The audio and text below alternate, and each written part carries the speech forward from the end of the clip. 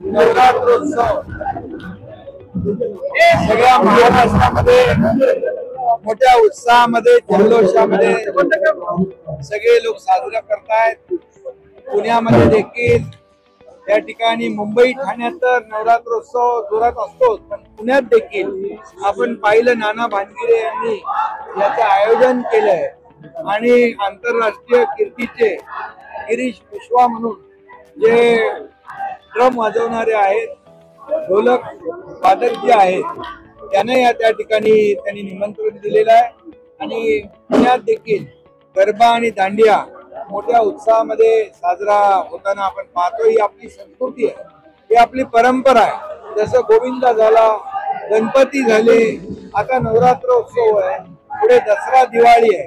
खरं म्हणजे संस्कृती, सण, उत्सव, परंपरा वाढवण्याचं, जोपासण्याचं महाराष्ट्र सगळ्यात आघाडीवर आहे। म्हणजे महाराष्ट्रातली जनता जी आहे हे असे सण उत्सव साजरे करण्यामध्ये खूप देशामध्ये आघाडीवर असल्यामुळे मला वाटतं महाराष्ट्र संस्कृती आणि सणांचं माहेरघर आहे। आणि म्हणून आज इथे पुण्यामध्ये देखील मोठ्या प्रमाणावर गरबा दांडिया होतोय आणि सण उत्सव साजरे होतात।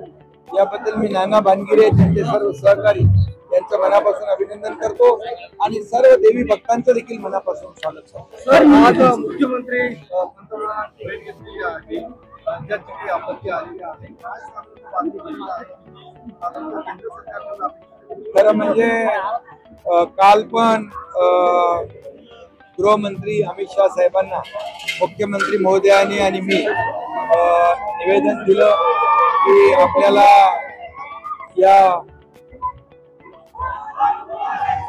या आपत्तीमध्ये, संकटामध्ये शेतकरी सापडले, त्यांना मदत केली पाहिजे।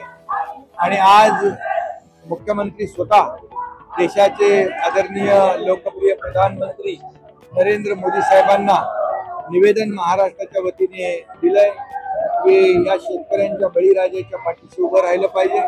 बळीराजाच्या डोळ्यामध्ये आता अश्रू आहे आणि ते पुसण्याचं काम सरकारने करणं आमची जबाबदारी आहे। राज्य सरकार तर पूर्ण मदत करणार नाही, या मदतीमध्ये कुठेही हात आकडता घेणार नाही।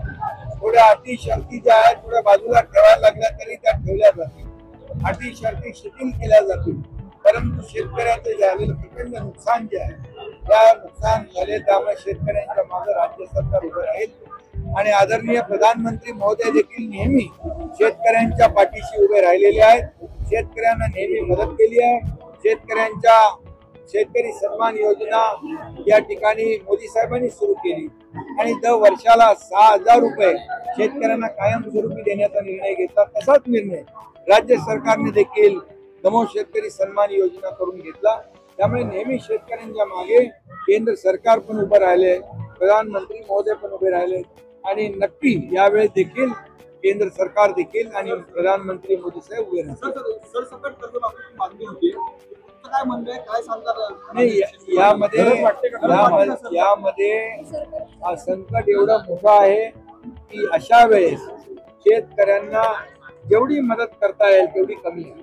आणि म्हणून कर्जमाफीचा जो विषय आहे, कर्जमाफीचा देखील निर्णय शेतकऱ्यांसाठी घ्यावा लागेल आणि सरकार या बाबतीमध्ये फार गंभीर आहे।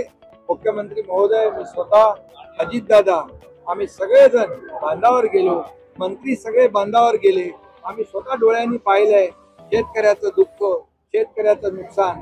त्यामुळे आता अगोदर त्याला त्याच्यातून बाहेर काढणं, त्याला उभं करणं आणि त्याच्या डोळ्यातले अश्रू पुसणं ही प्राथमिकता आहे आणि म्हणून याला प्राथमिकता आम्ही देणार।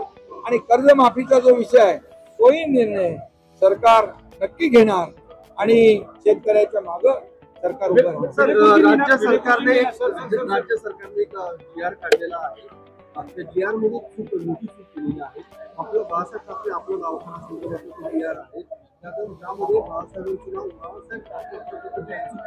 बाळासाहेब ठाकरे असं कशामध्ये राज्य आरोग्य विभागाची नवीन आला GR काढलं।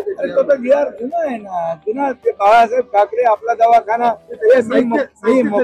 मुख्यमंत्री मी असताना तो निर्णय घेतलेला आहे आणि बाळासाहेब आहेत, ते बाळासाहेबच राहणार, हिंदू हृदय सम्राटच राहणार.